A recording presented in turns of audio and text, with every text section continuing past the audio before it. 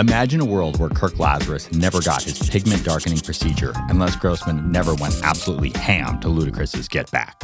In that world, Nick Cage never plays Nicolas Cage, opposite Pedro Pascal's drug kingpin, and Deadpool never musters the courage to take the katana to his own studio. Or imagine a world where SNL legends Eddie Murphy and Steve Martin never shared the big screen, and where the indie filmmaker hustle was never canonized as high art. But in that world, the guiding light for every filmmaker with a camera phone and a dream is never sparked. Sean Baker never makes Tangerine. The disaster artist is never conceived. Two superb show business send-ups, two loving middle fingers to the Hollywood machine. Only one gets greenlit. This is The Essential Cut. Welcome to today's episode, Show Business is No Laughing Matter. I'm Ian, one half of the host team of the Essential Cut podcast. I'm Michael, the other half. This is the podcast where we make the toughest call any film lover ever has to make: which movie not to watch. It would take you over 50 years to get through the AFI Top 100 and all of the other top movie lists. So, we're chopping your watch list down to size. We are making the tough calls. Which movies will make the Essential Cut and which movies will be eternally cut from the final watch list. Today, we are going to subject Tropic Thunder and Bowfinger to 3 tests to determine which one stays and which one goes. In phase 1, we'll examine the vitality of each film. We will discuss the themes, performances, and aesthetics of each movie. In phase 2, we'll examine the structural integrity of each film. In this phase, we'll look at each film's lasting impact. Which films did they inspire? Which films would not exist were it not for these two important films? We will also look at what film lovers are saying about the movie. We'll take a look at the Letterboxd ratings and reviews. Then, before we make the final determination as to which film will make the Essential Cut watch list, we'll ask the all-important question. Does it entertain? First up is Tropic Thunder. This is the ultimate indictment of Hollywood excess, a $92 million send-up of $92 million movies. Ben Stiller spent decades watching his fellow actors go and spend 2 weeks at boot camp just to pretend to be soldiers between facial scrubs and craft services. So he decided to detonate the whole absurd scene in a blaze of napalm and heroin. Tropic Thunder didn't just mock self-important war movies, it declared war on the whole studio system that created them. Next up is Bowfinger. If Tropic Thunder is the $2 million explosive set piece, Bowfinger is the $2,000 spark that ignited it. A movie about people who desperately want to be in the movies, Steve Martin spent 10 years conceiving of the story of a morally flexible, small-time filmmaker who just wanted a seat at the Hollywood table that wouldn't feed him scraps. 2 sharp and biting films, 2 ultimate send-ups of the Hollywood machine. Only one makes the Essential Cut. With that, it's time to get to work. Let's head to the Essential Cut editing bay.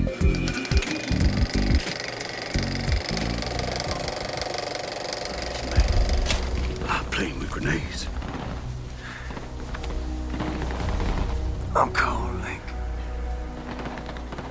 I can't feel my legs. Ain't nothing but a thing. Hold my hands, 'cause I got something to say. Oh boy.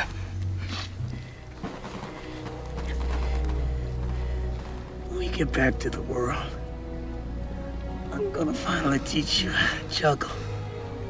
I ain't never been worth nothing in this life. But I want you to know something. What, man? You're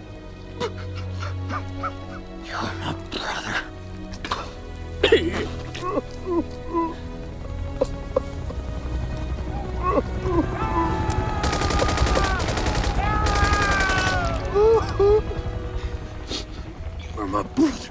You're my brother. You're my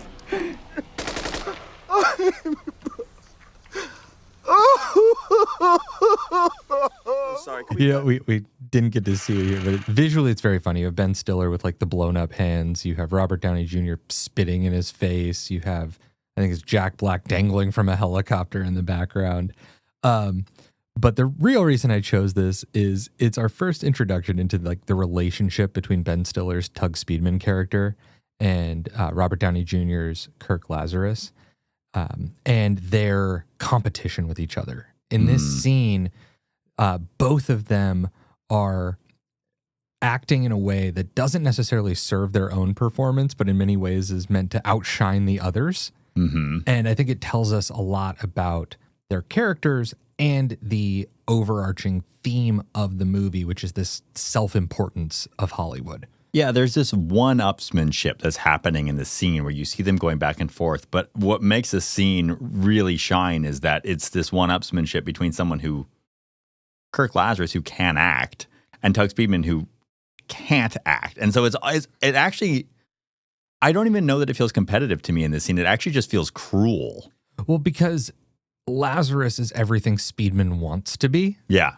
And Lazarus does not, like, he refuses to see Speedman as that. He does not take him seriously. He kind of undercuts him and undermines him whenever given the chance. Mm-hmm. But I think what's great about Tug Speedman's character is that Tug Speedman is this action star who's trying to take on more serious roles, but he's trying to take on those more serious roles because he wants to be seen more seriously. He doesn't actually care about the art. It's not because he cares about the story. He cares about the public perception. Right. He just wants the accolades. Mm-hmm. And his career is what matters, not the work that he's doing within the career.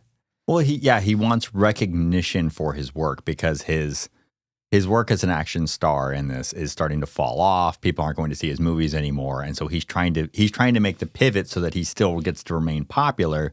And the pivot he's trying to make is into a world in which he is taken seriously as an actor. Yeah, and this is a scene that illustrates that he doesn't possess the talent, the talent or the skill to do that. Yeah, and because his pursuit is so cynical, he makes really terrible choices. Mm-hmm. The most prominent of which is Simple Jack. And what's great about Simple Jack is it gives us like hilarious scenes, a fake trailer of a really bad prestige movie. And now in the timeline of this movie, is Simple Jack the movie that he made directly before going on to Tropic Thunder? That's the sense I got. Okay. Yeah. Is that so that was his first attempt at Oscar bait. And then Tropic Thunder is sort of maybe a middle ground where it's a serious movie, but it has action elements. So maybe he'll fit into it better, but he's still trying to do the prestige thing here. And there's the really famous. Well, he's trying to do the movie film thing where it's like, this is going to be a big movie that people are going to want to go see, but it's a film. It's serious. It's important. It's the Saving Private Ryan that he's trying to do. I mean, they're basically mimicking Tom Hanks's career, but with a parody of Tom Cruise. Yeah, pretty much. Yeah, going from Forrest Gump into Saving Private Ryan, but with somebody who before that, instead of being a comedian like Tom Hanks, was an action star like Tom Cruise. Right. And I think what's kind of ironic in hindsight is that Tom Cruise right now is seeing this resurgence by going back to the action thing. Tom Cruise is? Yeah. Well, he's got Digger coming out this year. Oh, yeah. Yeah, so, he's going back to the art house, maybe Oscar bait satire thing. Yeah, which I guess it tells that Tug Speedman is no Tom Cruise. No. Right? Well, Tug Speedman probably shouldn't be. I mean, Tug Speedman has like, his depth is like one layer. I do think, since we're talking about the vitality of these themes, though, speaking about this, like kind of acting as a competition cannot help but make me think about Timothée Chalamet's whole drive around Marty Supreme this year and how people reacted to him treating acting as though it was a competition. I mean, he was talking about it like he was a basketball player. Like, this is the best performance you're ever going to see. Top level shit was the quote. Top level shit.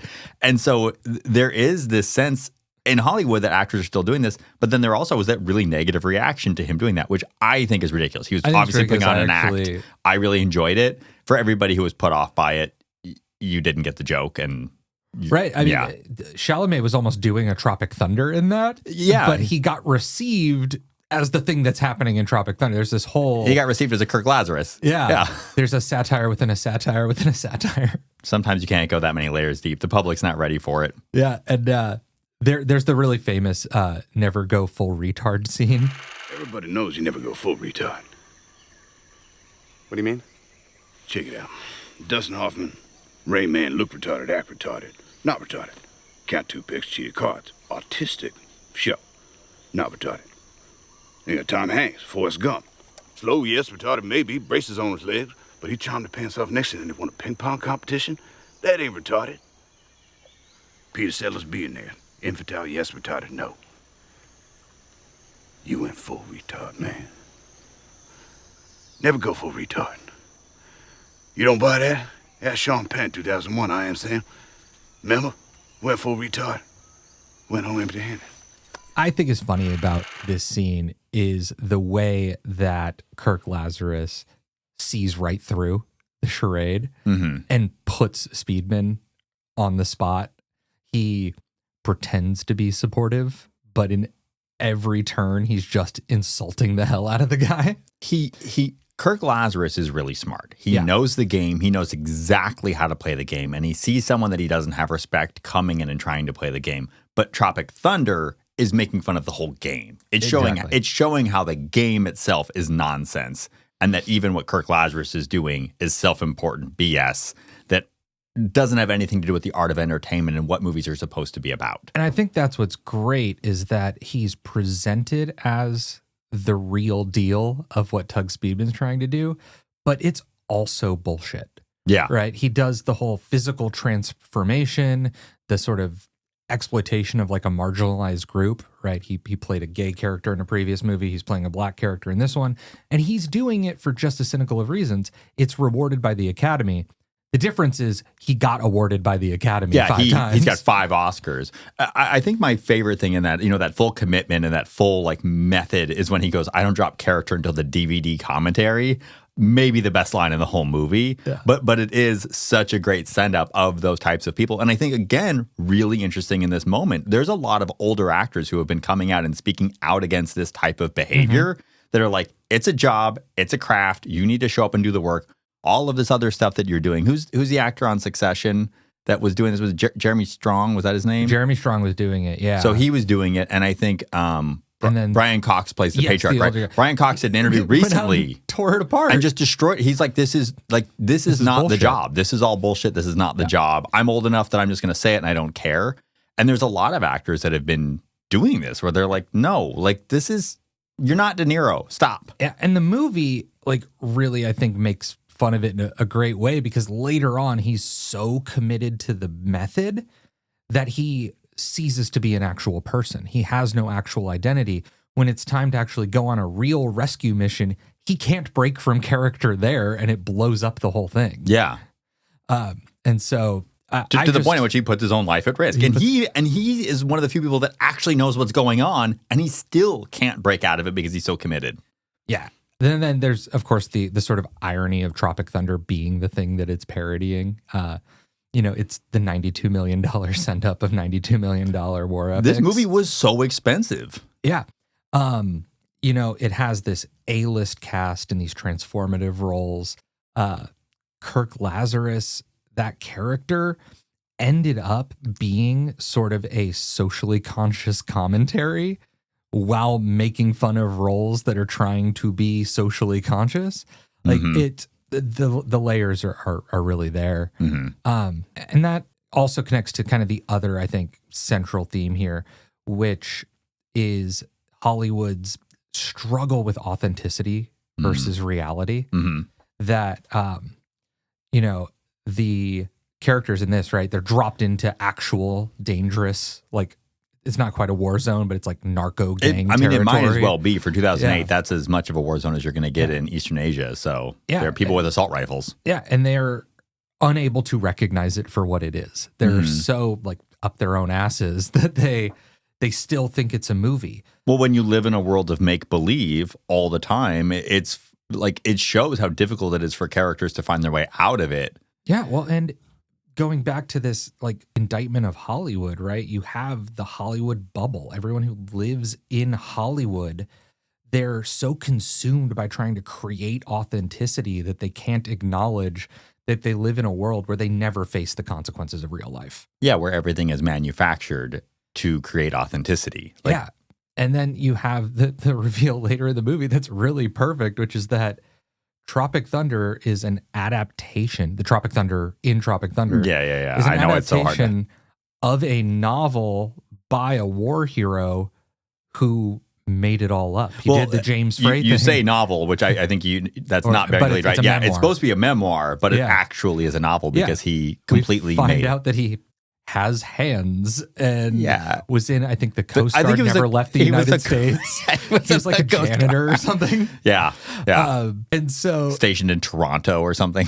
even the authenticity that they are trying to recreate and failing to do so isn't authentic. Yeah, the source material is so phony, and that they can't see through it, Right. because all they They're probably fooled see by their own. yeah, you know. they're high on their own supply. Exactly. Yeah, Yeah. and so yeah, it's like the layers of this movie. I really am surprised that it even did well, because it does go so many deep that I think it's one of those movies where it's like, does it function as a movie when it has that many layers? And I don't know. It's a question we'll have to ask when we get to does it entertain? The entertaining part. Yeah. Moving on to the performances of this movie, it has a stacked cast, almost too stacked. I was going to say, I think it's an overly stacked cast. Because you have Ben Stiller, Robert Downey Jr., Jack Black, Jay Baruchel, Nick Nolte, Matthew McConaughey, Steve Coogan, and Tom Cruise. Did you say Bill Hader? Bill Hader is in there. Yeah, I mean, there's too much, but I think me forgetting. Did you say Bill Danny Hader- McBride? Nope. Yeah. Yeah, but that proves the point. No, it's way too many funny people all in one movie. Yeah. I actually think casting is it's probably the biggest problem, but It is in totality, yeah. but then it has a couple of really great standout performances. Well, and that's the problem, is that Yeah. in a group like that, they're not sharing scenes, they're not working together. You wind up, because they're all split up, Yeah. with scenes that are really, really, really working, and some that are just not meeting that same standard. Like you have Robert Downey Jr.'s Kirk Lazarus, who we've talked about, that really steals the movie. When people now, we're nearly 20 years later, think about Tropic Thunder, Robert Downey Jr. is what they go to, what they talk about. Robert Downey Jr. and Tom Cruise. And Tom Cruise, Yeah. right? Because he, again, like goes through a physical transformation to play a character that is a commentary on actors who go through a physical transformation. And then interestingly, like the Academy nominated him for doing so. Well, he goes 2 layers deep. He goes through a physical transformation to become Kirk Lazarus, this blonde-haired, blue-eyed Aussie, who then goes through a physical transformation to become... Yeah, because he's a brunette American. Yeah, exactly. And even Robert Downey Jr., when he was nominated, he said, "It's so funny to me that the role is a guy who's an Oscar-seeking moron. His whole motivation is Oscars, and the irony is synonymous with pretty much everything that's going on." Oh, yeah. And so the joke wasn't lost on... Tobey Maguire's in the movie, too. Oh, my God.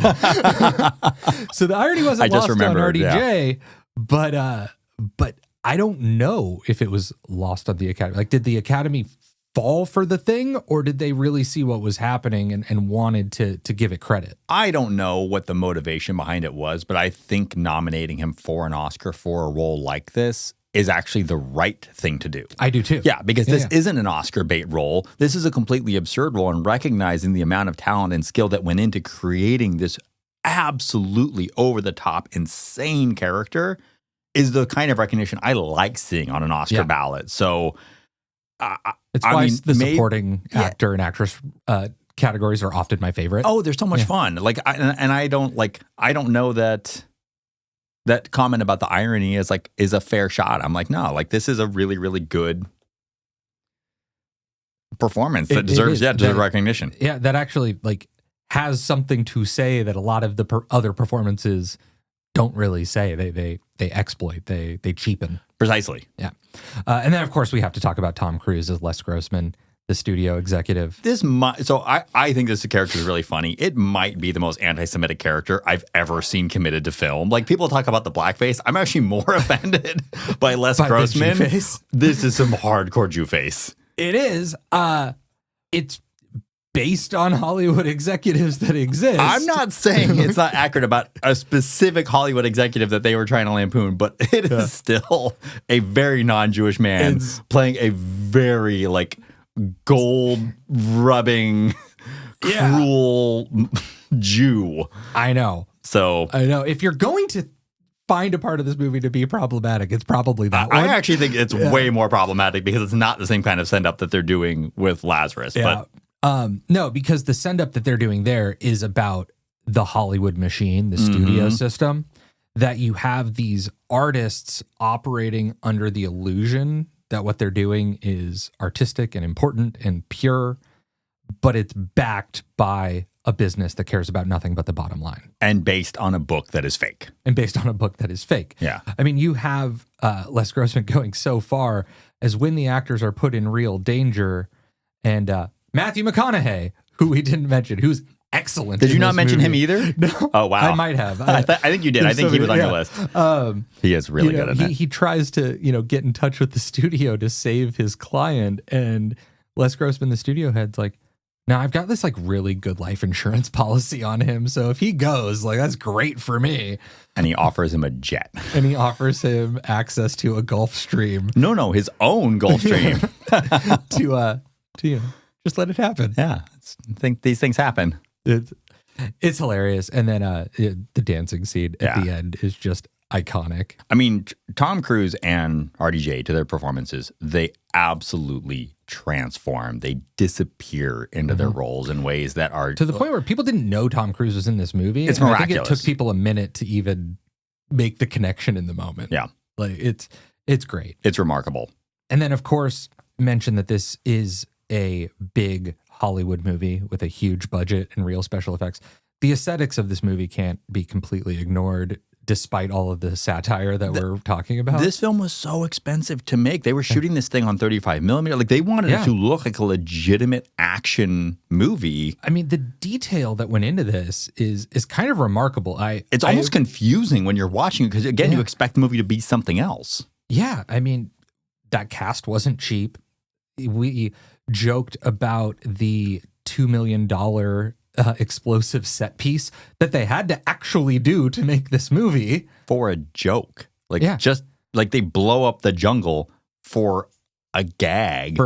As a background gag to actually the scene that you were just it's playing for us. They did it. They had all of the like military advisors so that the costumes were accurate.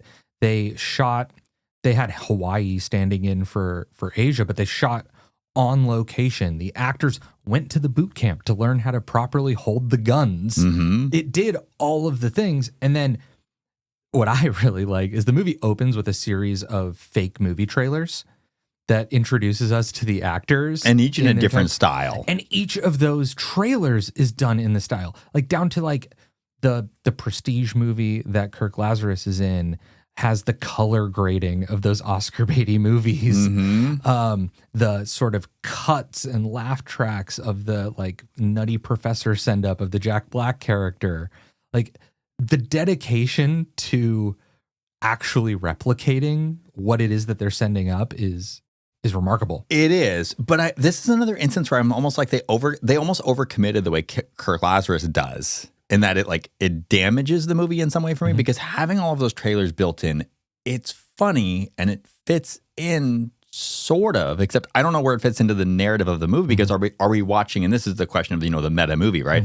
Are we watching Tropic Thunder? Are we watching Tropic Thunder? Or are we watching that 15-minute promo that they put up, the documentary with Steve Coogan before, which if you haven't seen it, Reign of Madness, check it out. But by including the trailers in there, it's jarring both from a narrative perspective, but it's actually jarring from a visual perspective. Having a movie that has multiple different color gradings and visual styles in it it's weird. It's weird and it's hard to settle into the movie. Like you do eventually, but it sort of like shakes you out of it before you get into it. So the question is, does the movie still breathe? Is it vital? Does it work now? Are you asking me? I'm asking you. I have an answer. I think half of it does. Okay. Yeah, I think half. I agree. I would say it mostly does. I'd say it mostly does. I would go beyond half. Maybe more than half. But there are parts of it that do not for me. And the funny part is the parts of it that do are the parts that people are generally more offended of by these days. Because I think culturally we've gone through a couple of cycles of this, right? Where if we were asking this question 5 years ago, I think the reaction would be a little different. When we're in that sort of post-Me Too, post-George Floyd, we had the reckoning. There was almost an overcorrection that's kind of bouncing back now.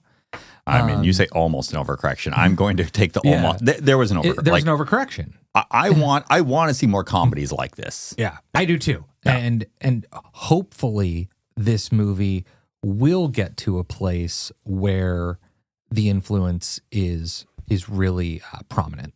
Yeah, I agree. So does that mean it is now time to take a look at... It is Bowfinger time. Love it. You told him I'm gonna make this movie? That's what I did. That's what I did. So you're gonna have to tell him. Tell him what? And we're not gonna make the movie. What do you mean we're not making the movie? Dave, I made them a promise. But how are you gonna make the movie with Kid Ramsey? He said no. You don't think I thought about that? You don't think I worked that out? We are making this movie with Kit Ramsey, except what? Except he won't know he's in it. What? We secretly follow him around with a camera. We have our actors walk up to him and say their lines. And he's in our movie. And we don't have to pay him. What's he gonna say? What difference does it make what he says? It's an action movie. All he's got to do is run. He runs away from the aliens. He runs toward the aliens. He runs away from the aliens. He runs... Come here, I want to show you something. Got this all worked out, I think. There are 6 major scenes with Kit. Those are the ones in red. He's not in any of the other scenes, so we just shoot those with our own actors on our own time, and bingo, we've got a movie. That's crazy. Yeah, but we're desperate. Why don't you just wait till you get a star who wants to be in it? Dave, I'm 49 years old. Admittedly, I could get away with 44, 41, maybe 38. But when you hit 50, they don't hire you anymore. It's like they can smell 50. What's that? When I was 10 years old, I knew I wanted to make movies, but I knew no one was going to give me that. So I started putting away $1 every week of my life. If I missed a week, I made it up later from age 10 on. And now, you're looking at enough to get us started, $2,184. But movies cost millions of dollars to make. That's after gross net deduction, profit, percentage, deferment, 10% of the nut. Cash, every movie costs $2,184. Bobby Bowfinger is, in a lot of ways, the proto-Les Grossman. Mm-hmm. He is the ultimate exploiter of everyone around him. So much so that in this scene, he's breaking down why it isn't important that Kit Ramsey even know that he's in the movie. Because to him, Kit Ramsey is just a face. He, like... the dollar sign that Les Grossman sees on Tug Speedman dying in the insurance, this is not any different. This isn't a different way of looking at a performer. And this is what I really enjoy so much about this movie, is that it is a portrait of kind of despicable people that are also really lovable. Mm-hmm. You have Bowfinger, played by Steve Martin, who is this movie producer that has collected this small group of misfits around him, promising that he's going to make a movie. You know, he has an accountant that's writing the screenplay for him. He has Christine Baranski playing this kind of like aging actress, stage actress who's trying to get into film. You have Heather Graham, who's this sort of like starry-eyed girl that gets off the bus from Ohio, hoping to make her name in Hollywood. And all of them coming together, but they have this single dream. And the single dream is...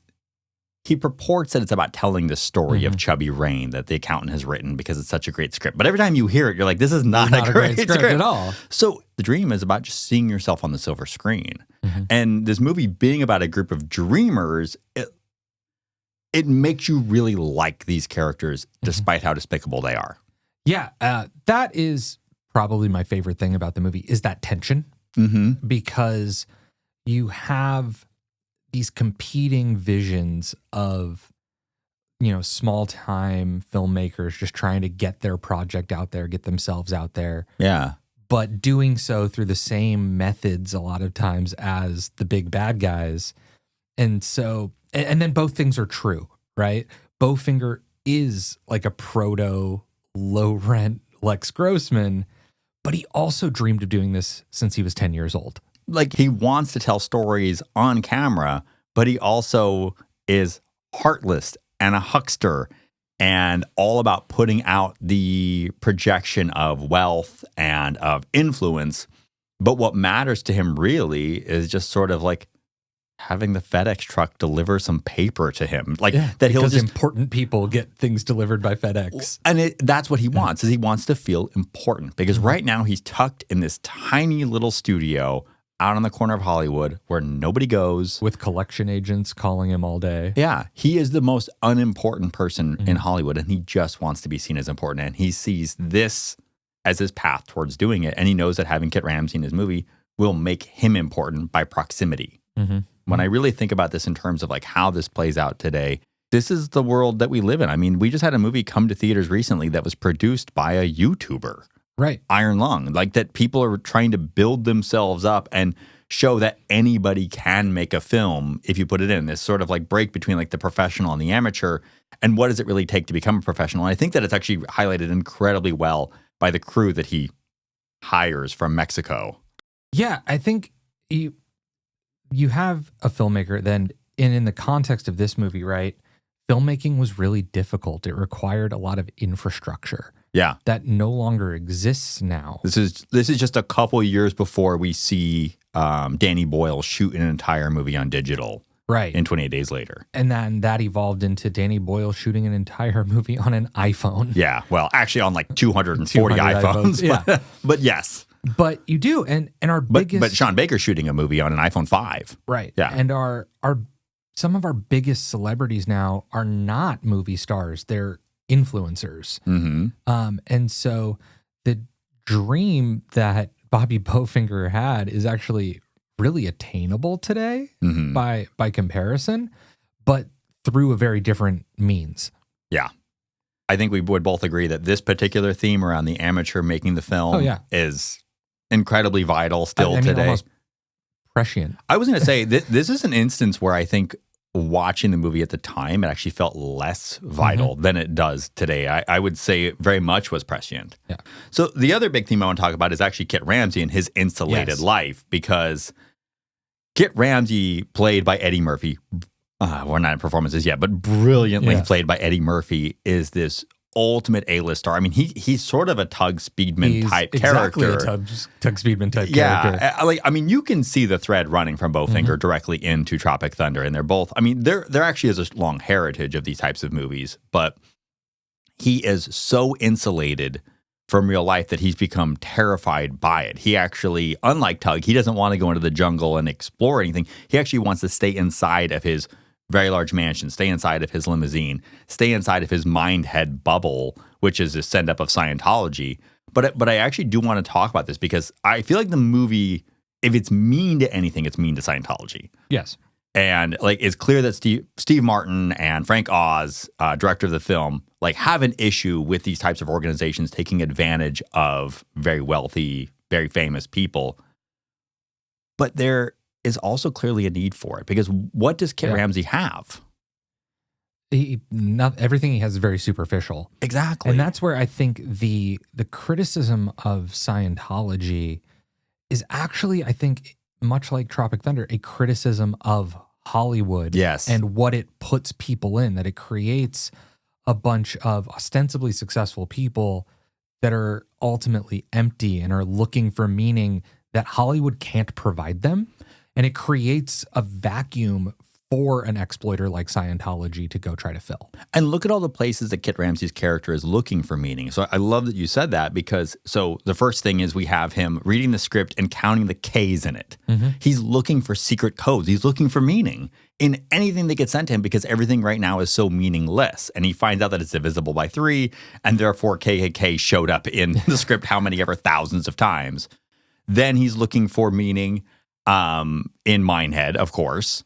But then he's also looking for meaning, and this is where he starts to find it, in that he thinks he's being followed by aliens. And so he's just like, everywhere he looks, he just wants some type of purpose, because what he's surrounded by are sycophants.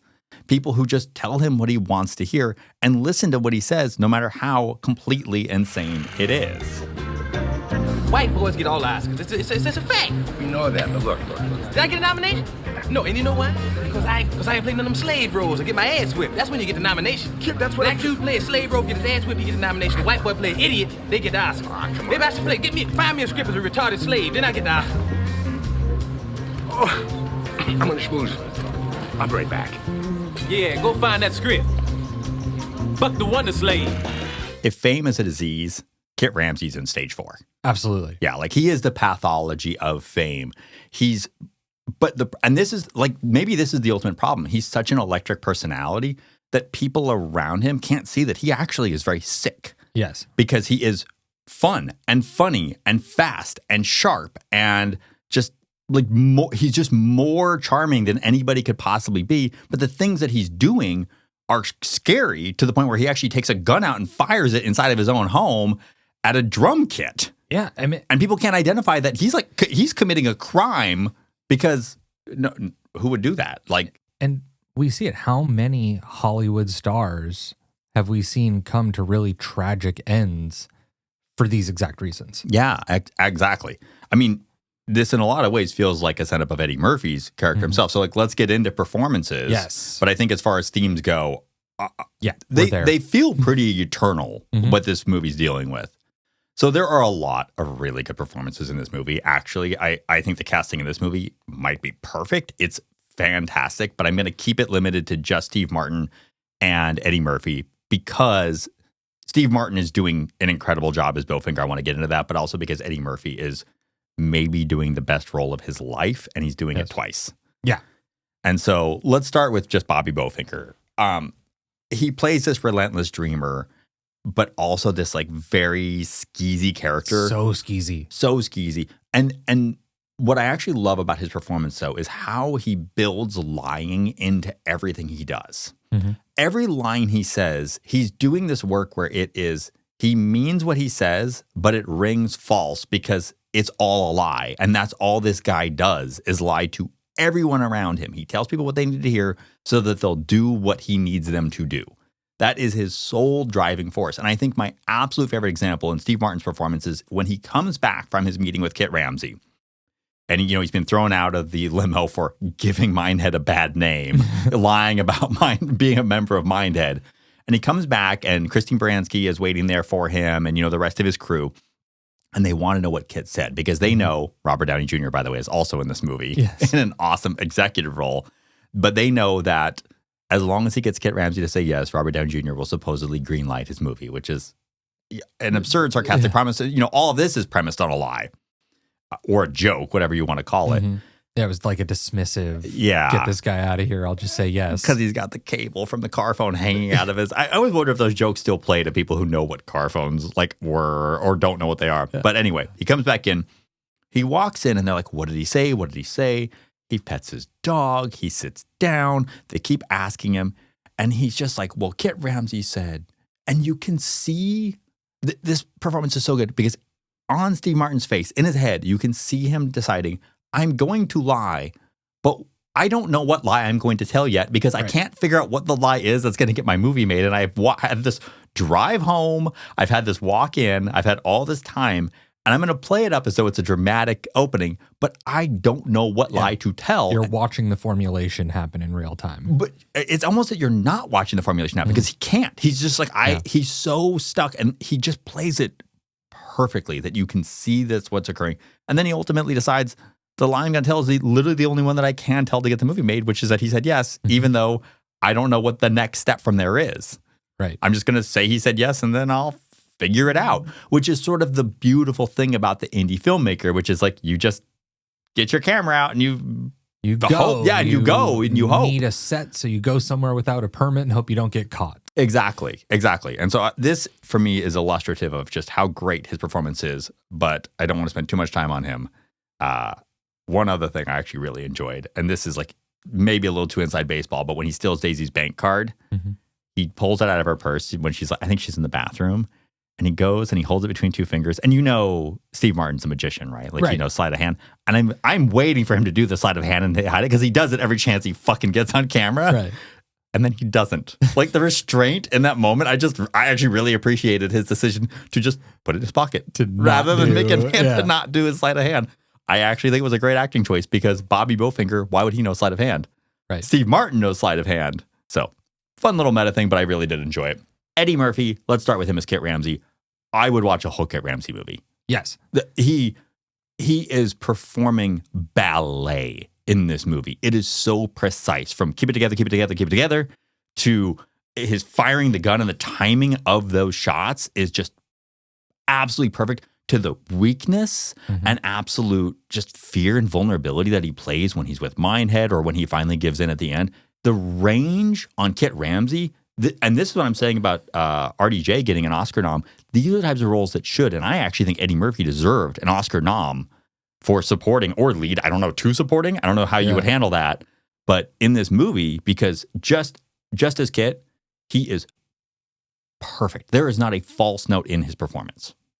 Yeah, and you said it, but it's taking everything about this character and being able to ramp it up to its extreme, and it's still working, right? It never devolves into self-parody. It always maintains the actual satire of the character or the send-up of that character, saying this is both what we love in our movie stars and what we end up resenting about them, even though we sort of reward it, we create it. Well, we like watching the fall, though, too. Yeah. We like setting them up, building them up, and then watching them fall in the tabloids. And so we get to watch the whole arc behind the scenes, and he just nails that arc and that performance. Yeah.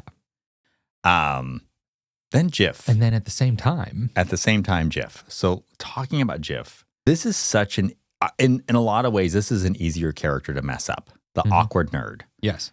You could see him coming out and just being, oh, I'm this nerdy guy that doesn't know how to talk to people. And Eddie Murphy is just too good for that. Yeah, it's very easy for that character to become a caricature, to become something we just laugh at, that we lose the humanity of. And a lot of movies will then try something cheap at the end to remind us that they're a person. But Jiff is a really lovable human throughout the entire thing. I think Eddie Murphy has more love for Jiff than, again, maybe any character I've ever seen him play. And I think that what he grabbed onto that made Jiff come to life, at least for me, is that when you watch this movie, everybody wants to be in the movies. Everybody. There isn't a character you meet that doesn't want to be in the movies. Even the cop. Remember, he gets out of the permit. It's like, hey, you want to be in a movie? And the cop is like, I'm not going to do my job so I can be in a movie. Right. Jiff has direct proximity and access to fame, to the most fame. He is the brother of Kit Ramsey. Right.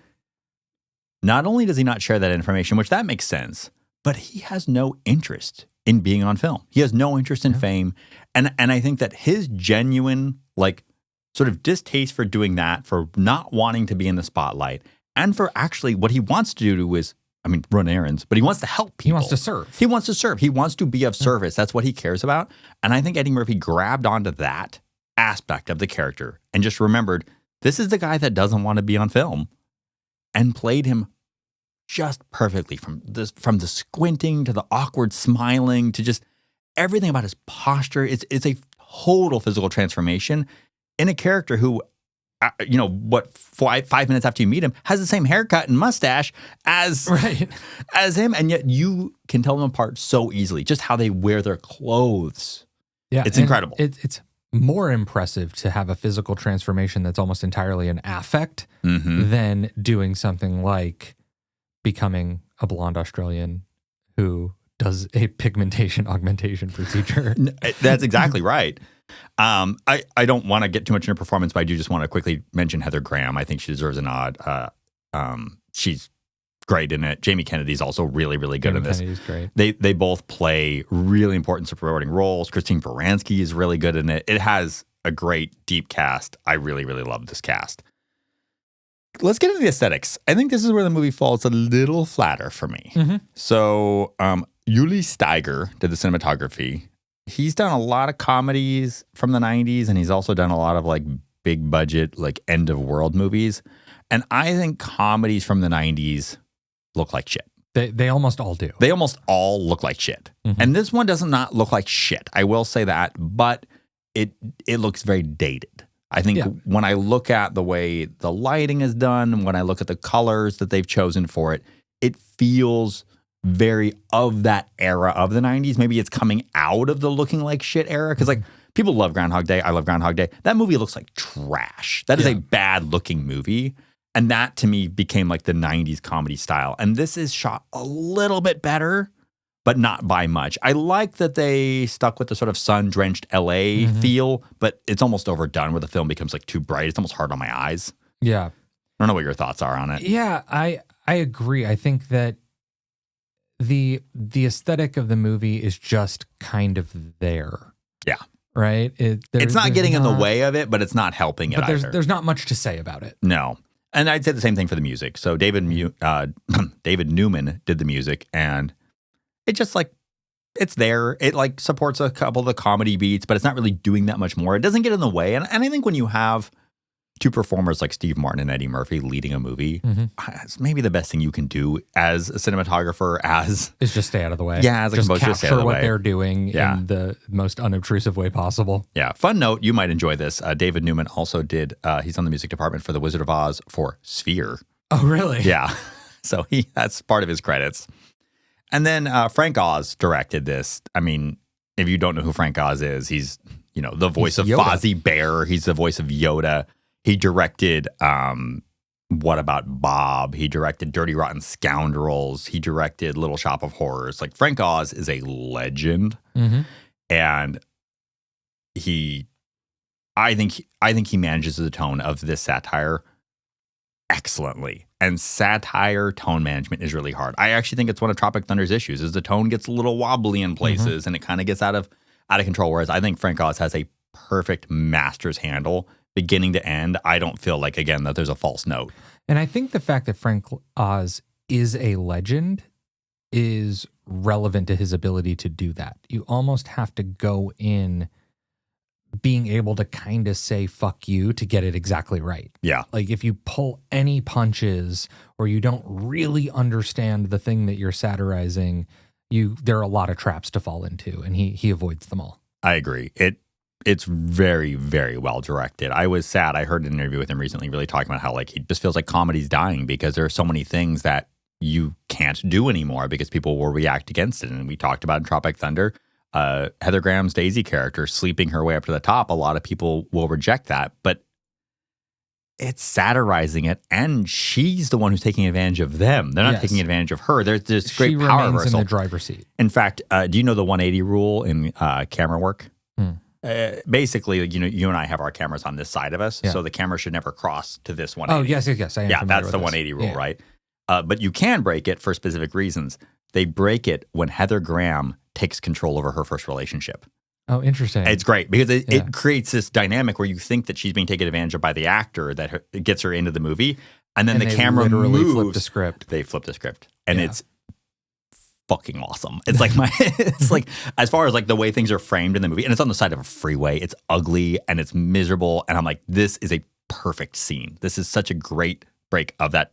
So from an aesthetic perspective, I really actually enjoyed that, even though it's not directly related to what I was saying. So, does Bowfinger still breathe? Yes, it does. Yes, it does. I think it's not just breathing. I think it is singing from the rooftops, operatically. Yes, it is. So, does it still breathe? Yes, it does. Let's move into the structural integrity. Michael, kick us off. The Tropic Thunder was critically acclaimed. We mentioned that Robert Downey Jr. was nominated for an Academy Award. It does not make any of the big lists. It's not on the AFI 100. It's not in the New York Times 1,000 Essential Films. On Letterboxd, it's not in the top 500. It does have a 3.6 rating, which is a good rating. That's a good rating. On Letterboxd. Yeah.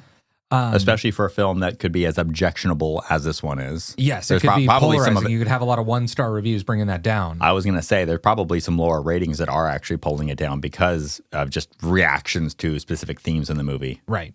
And the review that I think really distills this is it says, one of the most ruthless depictions of Hollywood actor brain ever, made even funnier by the fact that it's being completely lived in by people who no doubt actually suffer from it. Also helps to have one of the most stacked casts a studio comedy has ever had. Firing this hard, you have Downey Jr. and Cruise as MVPs, but you also forget how good McConaughey is. I agree with that. And you have cinematographer John Toll doing some genuinely very good satirical formal pastiche work of an expensive studio war movie. So this reviewer got it, right? That not only does it have things to say about the Hollywood machine, but it works within it. It replicates it really well. And then the influence of this movie, you have the movie The Unbearable Weight of Massive Talent, where you have critics and industry analysts consistently labeling this as a successor to Tropic Thunder. It uses the same kind of actor forced into real life, but having to stay an actor theme that we see in Tropic Thunder. Mm-hmm. Recently, you had The Fall Guy, which is about a stuntman, and you have an ego-driven leading man. And so you have the same theme of one type of actor looking up to another, trying to replicate it, not being able to do it. And then you have This Is the End, the Seth Rogen, Evan Goldberg movie that features a ton of actors in the sort of Apatow universe playing these heightened versions of themselves. Including Jay Baruchel. And Jay Baruchel, who's in both of these. Really, that one goes after not the Hollywood machine, but celebrity and actors and maybe what the Hollywood machine does to those people. Yeah.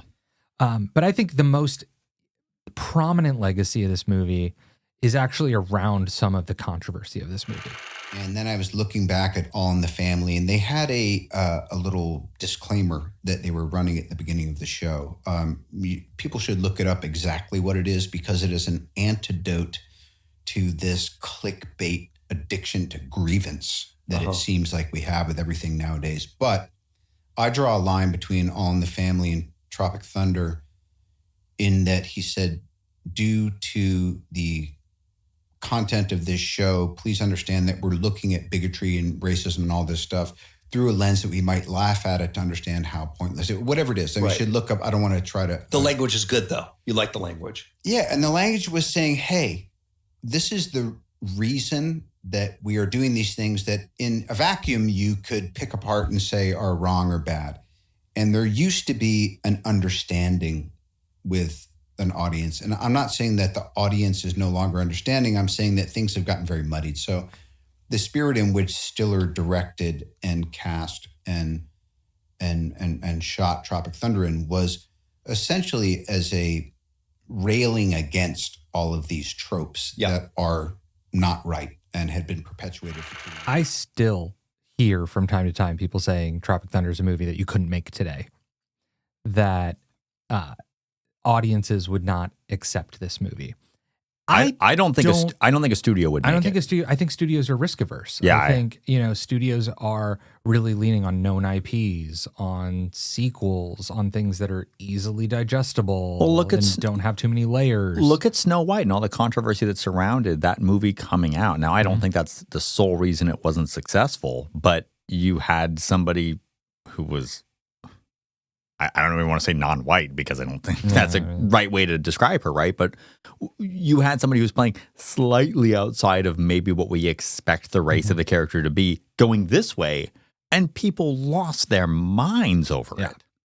And I think Downey's right in that there is a trigger happiness and oversensitivity where you really miss the forest for the trees. Yep. In that, in this movie, you have Robert Downey Jr. not doing blackface. This is not Robert Downey Jr. playing a black character in blackface. This isn't, the Music Man or whatever, right? It's Breakfast at Tiffany's is the best one. Yeah. It's not that. No. And anyone who watches it and can only see that and not see past that, I think is really missing the point of the movie. And the more I think we can have a conversation about what comedy is doing and the tools comedy uses, the better our entertainment landscape would be. I think Kirk Lazarus' character is perfectly insulated from from any sincere criticism, any good faith criticism. People can be mad about it. The reality is, when you look at who should play that character, it's a send up of the type of person who does it. But more importantly, he's not taking a role away from a black actor. No. Because you have to cast a white actor as Kirk Lazarus, because the transformation at the end is one of the most important parts of that character, because he's transforming back into himself. He literally has to strip it away. Yeah, he doesn't know who he is. And so he's not taking the role. He's satirizing people who do this. This is exactly how this should be represented on film. And I'll go to my grave defending it, even though it's like not even like my favorite movie. But I just think it's a really important thing that like you have to be able to understand this. Yeah, and I think that's where this movie's relevance really shines today in its sort of forcing us to have a conversation that needs to be applied to the industry as a whole. Yeah, I agree. What do we think? Structural integrity? Is it holding up other movies? I think that it is difficult to draw direct lines to specific movies, but I do think it holds up a view of movies and entertainment. It's more of a cultural question. It's cultural versus a filmmakers being directly influenced. And I would say probably the same thing about Bowfinger. Comedy seems to be in this place right now. We're discussing that they're not being made very often. So pointing towards comedies influencing other comedies is going to be rather uncommon. And a lot of comedy has moved to television, and we predominantly talk about a film, but I could draw lines from Bowfinger to Curb Your Enthusiasm or Arrested Development. There's a lot of things in there. But yeah, comedy's not doing great in theaters. I mean, you should go see comedies when you see them come out. Naked Gun was freaking awesome. If you didn't go see that in theaters, you blew it. Hopefully they show it again. But just, not unlike Tropic Thunder, Bowfinger's not in the FI Top 100. It's not in the New York Times Essential. It's not in the Letterboxd Top 500. It has a 3.4, so even lower than Tropic Thunder. But I actually think it sort of got forgotten. Yes. And is going through a little bit of a resurgence with a little bit of help from a fellow podcaster. I'm ridiculous to call him a fellow podcaster. He is way out of our league, Paul Scheer. What I love about Bowfinger that subconsciously infects the stuff that I like to do is ensemble, like the power of ensemble. And we talked about it a little bit earlier, the idea that Steve Martin's like ceding his lines to Eddie Murphy. And I think when you build a really good ensemble, it's functioning as one organism. Mm-hmm. And so in the things that I've gotten to create and be a part of, like The League was one. The League was a thing where we would pitch lines for each other, which is a very rare thing. Like, where it's like, oh, this wouldn't be good for me, you say that, or how about I say that and you say this. And when I did NTSF, just creating a cast of really diverse performers and knowing that each one of them is going to bring something great. Like we had Kate Mulgrew and Karen Gillan and Martin Starr and June Diane Raphael and, all these people who are individual powerhouses, and if you bring them under one roof and you give them the freedom to bring their own thing to it, you can get something really special out of it and something that feels unique. And I think that like subconsciously that movie, when you look at that cast, I would argue it's the best that Jamie Kennedy is in a movie. I would say that it plays to Eddie Murphy's strengths and also subtlety and in a big performance. I think Steve Martin plays straight man and crazy guy. Even Robert Downey Jr. is great in that film. It's like there are some really fantastic performances, and it just really well cast. So good casting and great ensemble, I think, is one thing that I think that why I looked at that movie and why it lasts and why it's fun to watch now, because it's just fully greatly cast. Paul Scheer is pointing towards how bringing together a really diverse group of people to make a comedy is an important part of making a great comedy, because you're mixing all of these different flavors. And Bowfinger is such a superb example of it, because there are people in here you don't even think of as being necessarily funny. Heather Graham is a great example, and comes in and just plays it to death. And then you have somebody who you think of as being hilarious, Steve Martin, playing kind of the straight man to everybody else's. Yeah, he's kind of the least funny character. Weirdly, he is. He's setting everybody else up and thinking about how do you make a comedy like that. And I think that, again, this is why it's hard to point to other films when you realize that a lot of people on television are the ones who are looking to this movie and saying, oh, this is how you make a really, really good comedy. I'm going back to 90s Frank Oz because this is my source material. Going to Letterboxd, one of the reviews, my favorite. There were a lot in here that were just kind of summarizing the plot that seemed to be everybody's favorite for this one. And maybe because the movie both movies are so meta. They're pretty plotty too. Yeah, they're plotty and meta, but Eddie Murphy is the greatest comedy star, all caps. Let me try that again. Eddie Murphy is the greatest comedy star. In 2 supporting roles, he shines in 2 really different performances. The skill he exhibits at channeling high and low statuses in these 2 roles would be astounding if he did would be astounding if he did them in 2 different movies years apart. The fact that he did them at the same time makes me question whether he is a human or a pod person that descended to Earth in Chubby Rain.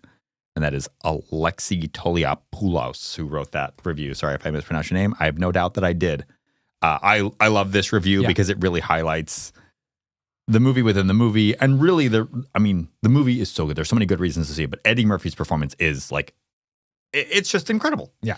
It stands above everything. Yep. And then there are a couple movies that I think are worth pointing to that do inherit from this movie, or at least the legacy of movies like these. So I'm actually going to point backwards a little bit and go back to the producers. It feels like there's a lineage of movies running from the producers up through maybe The Disaster Artist or This Is the End of these sort of movies satirizing movie making. But, the producers, Ed Wood, one of my favorites, by the way. I think that's maybe my favorite Tim Burton. Ed Wood is so good. Ed Wood is so good. And then up to Bowfinger, which takes a look at it the way Ed Wood does, but in a very, very different era and different setting.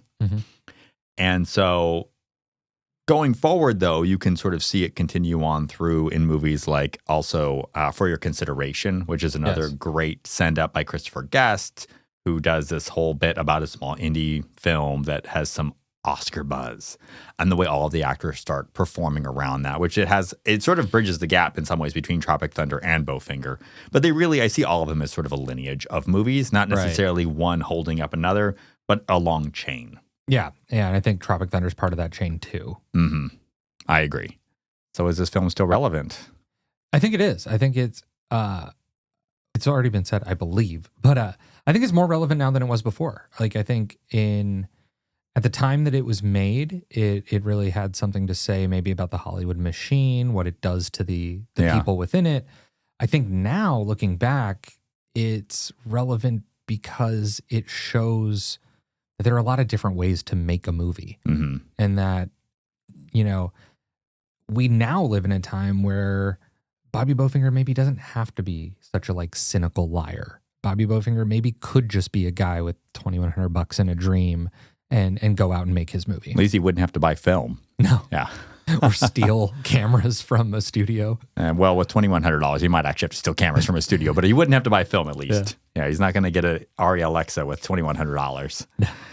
Yeah, I think it is too. I would say as far as the structural integrity, though, not much. It's not holding up a lot of film right now, but I think that says more about the film industry than it necessarily says about Bowfinger. And I would say the same thing for Tropic Thunder. I agree. It's that, we look at these lists and there aren't that many comedies on there. And we look at, this release schedule this summer and there aren't that many straight comedies coming out. In fact, I can't even think of one. I can't think of any. And that is a tragedy. Yeah. That there is no comedy. I don't know if that read. So let's get down to it. Which film? Yeah. Yep. Going to the entertainment. The big question, Michael, the most important one.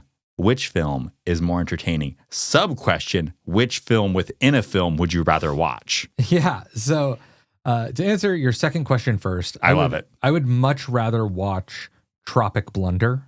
Than Chubby Rain? But I would probably rather watch Chubby Rain than Tropic Thunder, right? The movie that they're trying to make. Oh, the movie that they're trying, not the movie that gets made. The movie that they're trying to make. I have a weird relationship with war movies. Like, there are some that I really love. There's Full Metal Jacket, you've got Dunkirk, others that I'm not remembering right now. But then you like Saving Private Ryan. I like Saving Private Ryan, but I don't love Saving Private Ryan. I think I'm not as warm on Saving Private Ryan as maybe the culture writ large is. Platoon's another one that you and I watched that together a while ago, and I remember we both were like, this should be better. So I don't necessarily need to watch Tropic Thunder, but I like Hearts of Darkness more than I like Apocalypse Now, and I love Apocalypse Now, so I definitely want to watch Tropic Blunder. Okay, I'm going to answer this one. I want to watch Chubby Rain. There's something about the train wreck that would be watching Chubby Rain that I just think would be an insanely fun theater experience. Like, midnight movie. You can just tell it's low budget. You get to read a little bit in the blogs about how that thing got made. I want to go see Chubby Rain. there's something in me that I'm like, that's the kind of event that I want to be a part of. So even though it is a terrible script. It's going to be awful. Yeah, but if only for the scene where Heather Graham saws off Christine Baranski's head. It looks like you mentioned the disaster artist, right? It looks like The Room. Chubby Rain looks like The Room. I know. And I would have a lot of fun with that, for Yeah, sure. maybe we'll have to do The Room on here one day. Oh, that'd be fun. That would be. Have you I don't seen know it? what to put up. I haven't. Oh, it's glorious. I was trying to see if it was anywhere to be seen, but anyway. All right. So which of the actual movies is more entertaining? I think purely on entertainment, I think Tropic Thunder is the more consistently entertaining movie. Okay. I think that if you just sit down, watch the movie, it has set pieces and more jokes. I think it's an easier watch. I think it moves very quickly. Yeah. And so I think just on pure entertainment, I think Tropic Thunder is the more entertaining of the two. Bowfinger for me. Yeah. Bowfinger's the more entertaining. Tropic Thunder bucks me out too many times. It's too proud of the ideas that it has and changes tone too quickly that there are just moments in it that I'm not with the characters. I'm not in the movie. And it becomes this very like jerky experience of stopping and starting where like when RDJ is on screen, I'm like, yes, give me more of that. When we're with Ben Stiller with the panda thing and he's in the forest, like these scenes just don't work for me. Like I watch them and I'm like, it feels bloated. It feels a little tonally uneven, even though there are parts of it that are really high. There are parts of it that just don't work. So we're split. We're split on that. So we've gone over vitality. We've gone over structural integrity. We've decided which movie we found more entertaining. The movies have been weighed. They have been measured. It is now time to make the ultimate decision. Which of them is going to wind up on the Essential Cut watch list? Michael, are you ready? I'm ready. Let's do this.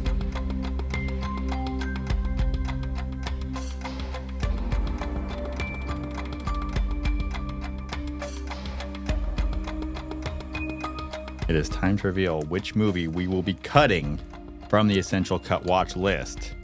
On 3? Yes. 1, 2, 3. Oh, wow. Yep. I'm really surprised again at your decision. So, Michael, you have cut Tropic Thunder. I, too, have cut Tropic Thunder. You said it was more entertaining. You were a big fan of the performances in it. Why are you cutting Tropic Thunder from the watch list despite your praise? Because while Tropic Thunder, maybe we joked about the movie film, I think Tropic Thunder might be the better, easier movie. But I think Bowfinger is the better film. I think they share a lot of themes. I think they do a lot of the same stuff. But when you get down into how it executes, I think Bowfinger is just a little bit deeper. I really think that, and this takes nothing away from RDJ's performance, I think what Eddie Murphy is doing in this movie is otherworldly. It is a pod person performance. It is absolutely inhuman. And I also think that it's just a little bit less cynical. I think that it has a little more love for its characters. But it loves its characters. And I think it shows that there is a light there, that even if the machine does everything it can to sort of snuff that out, the right people with the right dream, leaning on each other, they can come together and do something amazing. You know what? The message at the end of Tropic Thunder is that Les Grossman won. Like, there isn't like an optimistic view for the future. Whereas, like, seeing all the characters sit down at the end of Bowfinger and see themselves up on the screen and have that moment of just like warmth, like they did it, they accomplished the thing they set out to do. And yeah, there was some blackmail, and yeah, there was some underhanded dealing, and yeah, he stole Daisy's credit card. What they made together was something that they're all really, really proud of, and it changed their lives in a wonderful way. And then you get to end with the Purse Ninjas, which I want to watch that movie. I want to watch the Purse Ninjas. But yeah, I'm far more moved by them sort of tearing up in the theater at the premiere than I am watching Tug Speedman win an Oscar or Lex Grossman dance. Well, it's settled. Bowfinger will be earning its place on the Essential Watch list, and Tropic Thunder will be deleted forever. Goodbye, Tropic Thunder. Goodbye, Kirk Lazarus. I guess there's no controversy anymore. Well, there's still plenty in Bowfinger. Next time on The Essential Cut. In Bowfinger, Kit Ramsey was starring in a movie that he didn't even know was being produced. In Tropic Thunder, Tug Speedman thought he was starring in a movie that wasn't even being filmed. In our next episode, we'll be looking at what happens when the characters know exactly what kind of movie they're in, but it still isn't enough to save them from their own grisly deaths. We're diving into the 1996 slasher satire Scream. And facing off against Scream, the 2004 zom-com that set out to survive the apocalypse over pints and cornettos, Shaun of the Dead. 2 movies that splattered all the rules, but only one can be the last girl. Make sure you like, subscribe, rate, and review the show. All of those buttons help us out. You can find me at Michael_upleft. I'm on Instagram, Letterboxd, and Threads. Ian, where do they find you? You can find me at Ian_upleft at Letterboxd, Instagram, and Threads as well, chatting it up about movies and probably mostly promoting this podcast. Make sure and join us next week where we will be auditing Scream against Shaun of the Dead. Bye for now. The Essential Cut is an Uplift Media production, written and hosted by Ian Tarter and Michael Smith. Produced, sound engineered, and edited by Ian Tarter, with special thanks to Rosie Page.